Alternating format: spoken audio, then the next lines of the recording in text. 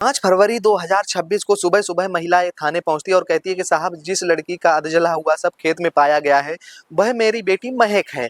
यह बात जैसे ही पुलिस सुनती है तो थोड़ा सा अचंभित हो जाती है और उस महिला से पूछताछ करती है। तभी महिला बताती है कि बीते 25 दिसंबर 2025 को मेरी बेटी घर से फरार हो गई थी अपने प्रेमी के साथ और वो उसी के साथ रह रही थी। उसी के प्रेमी ने ही मेरी बेटी की हत्या की है और वो पहचान छिपाने के इरादे से मेरी बेटी का शव जला दिया है।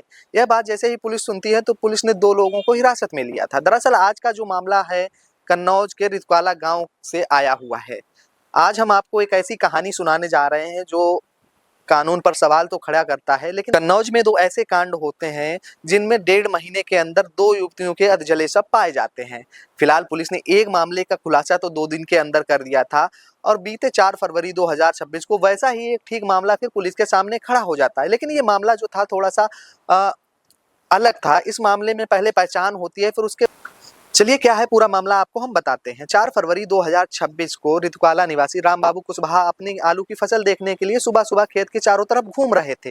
तभी उनको खेत के बीच में कुत्तों का झुंड दिखाई पड़ता है। जैसे ही उन्होंने कुत्तों को झुंड को देखा तो उन्हें कुछ ना कुछ संदेह हुआ और वो वहां पर जाते हैं। जैसे ही उन्होंने उन कुत्तों के झुंड के आसपास जो चीज देखी तो उनके पैरों के तले की जमीन खिसक गई। वो आनंद फानंद में गाँव की तरफ भागे और कई ग्रामीणों को बताया कि हमारे खेत की तरफ चलो। जब ग्रामीण वहां पर आए तो ग्रामीणों ने देखा कि एक युवती का अधजला हुआ सब खेत में पड़ा हुआ था। नीचे का हिस्सा था जो पूरी तरह से जल चुका था, उस पर मिट्टी पड़ी हुई थी और जो महिला है उसका चेहरा अधजला हुआ था। हालांकि चेहरा पूरी तरह से नहीं जल पाया था, पहचान की जा सकती इस तरह बचा हुआ था। पुलिस को इस बात की सूचना दी जाती है। मौके पर पुलिस अधीक्षक विनोद कुमार भारी फोर्स बल के साथ पहुंचते हैं और फॉरेंसिक टीम को लेकर जांच पड़ताल शुरू की जाती है। जब जांच पड़ताल पुलिस कर रही थी तो कई लोगों से पूछताछ की तो जो मुद्दे सामने निकल कर आए पुलिस ने अपने तरीके से पूछताछ करती रही।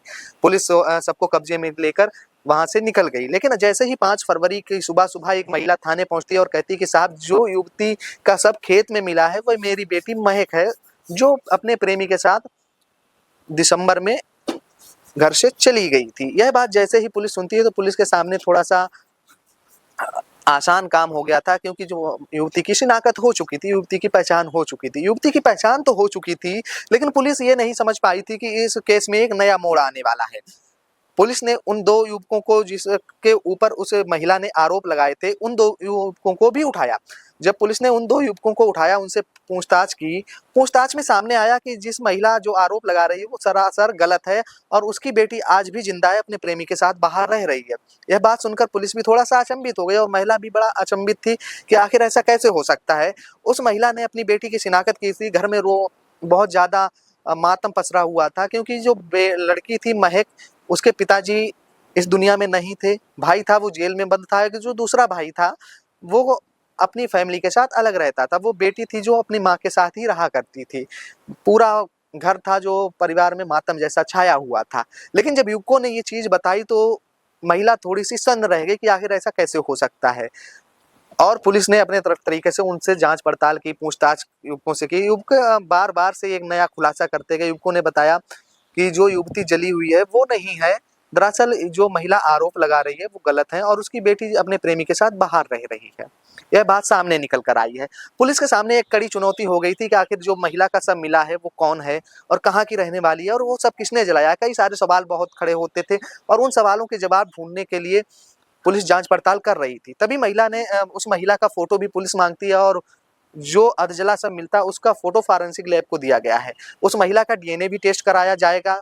डीएनए टेस्ट से पता किया जाएगा कि महिला ने जो शिनाख्त की थी पहले, क्या वो वास्तव में सच थी कि फिलहाल अब महिला भ्रम में फंस चुकी है। इस तरह के मामले कई तरीके से सामने आए। पुलिस अपनी जांच पड़ताल में लगी है। फिलहाल आगे क्या होता है हम आपको आगे की जानकारी देते रहेंगे। धन्यवाद।